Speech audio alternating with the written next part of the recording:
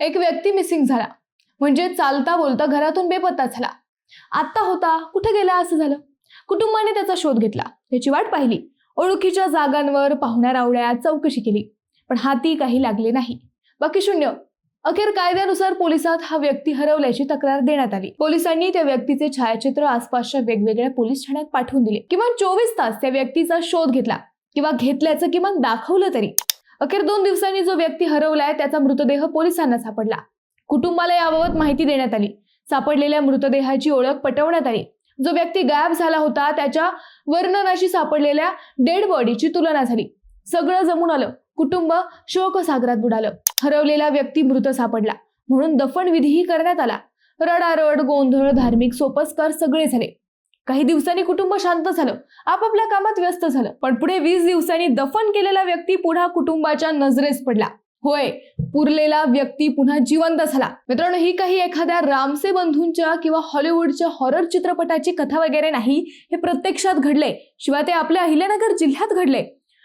हृदयाचे ठोके चुकवणारं हे कथानक काळजात धस्स करणारच आहे. विशेष म्हणजे या हॉरर स्टोरीचा सस्पेन्स अजूनही कायम आहे. पोलीस आता नव्या तपासात गुंतले आहेत. नेमकं काय घडलंय तेच आपण या व्हिडिओतून पाहणार आहोत.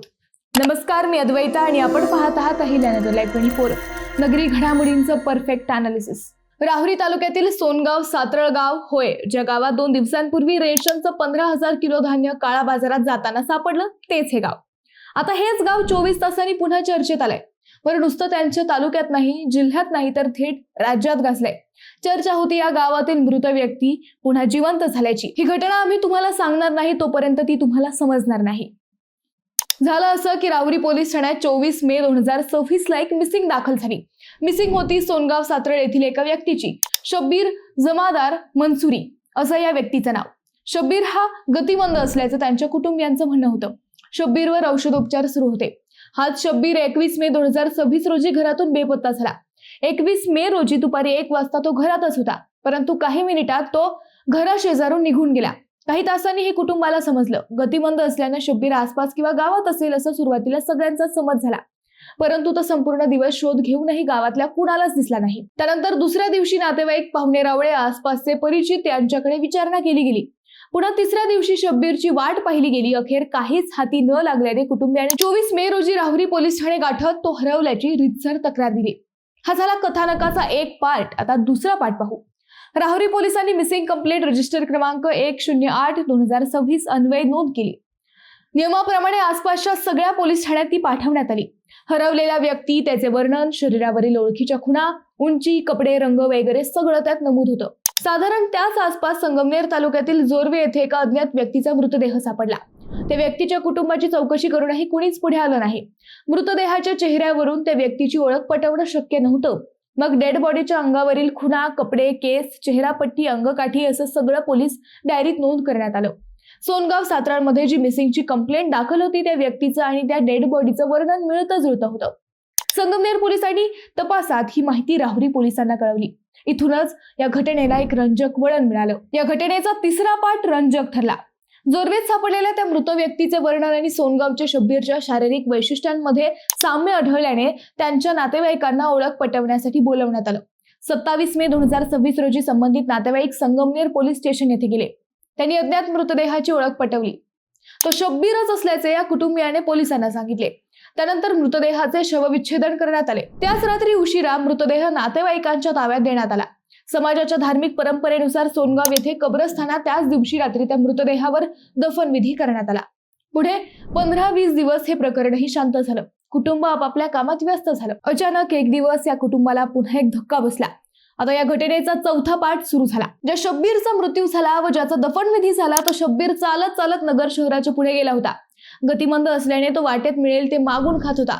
असंच शेतात काम करणाऱ्या एका शेतकऱ्याला त्यानं भूक लागल्याचं सांगितलं. वाट सुरू समजून त्या शेतकऱ्यानं त्याला खायला दिलं. पोटात अन्न गेल्यावर त्या शेतकऱ्यानं त्याची विचारपूस केली. त्यानं आपलं नाव शब्बीर जमादार मंसूर असल्याचं सांगितलं. मग त्या शेतकऱ्यानं त्याचा पत्ता, घरदार, फोन नंबर याची चौकशी केली, परंतु आपण फक्त सोनगाव सातरळ येथील असल्याचं शब्बीरनं सांगितलं. त्याला बाकी काहीच सांगता येत नव्हतं.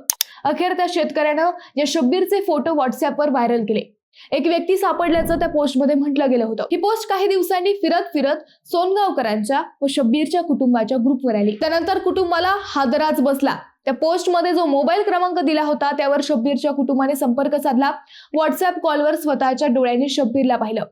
विशेष म्हणजे ओळख पटत नाही तोपर्यंत या शेतकऱ्याने शब्बीरला त्याच्याकडेच ठेवले होते. हा व्यक्ती शब्बीर असल्याची खात्री पटल्यावर हे कुटुंब पहिल्यांदा राहुरी पोलिसात व त्यानंतर संगमनेर पोलिसात गेलं. त्यानंतर शब्बीरचे चुलत भाऊ, नातेवाईक व पोलीस नगरला जाऊन त्यांनी शब्बीरला ताब्यात घेतले. दोन्ही पोलीस ठाण्यात आवश्यक ती कायदेशीर प्रक्रिया पूर्ण करून शब्बीरला सुखरूप घरी आणण्यात आले. शब्बीरच्या परतल्याने सोनगावमध्ये आनंदाचे वातावरण असले तरी एक गंभीर प्रश्न उपस्थित झाला आहे. मे महिन्यात शब्बीर समजूनच्या मृतदेहाचा दफनविधी करण्यात आला. तो मृतदेह नेमका कुणाचा, तो व्यक्ती कोण होता, हे प्रश्न आता समोर आले आहेत. पोलिसांकडून संबंधित नोंदी, ओळख प्रक्रिया, शवविच्छेदन अहवाल आणि अन्य बाबींची सखोल पडताळणी पुन्हा सुरू झाली आहे.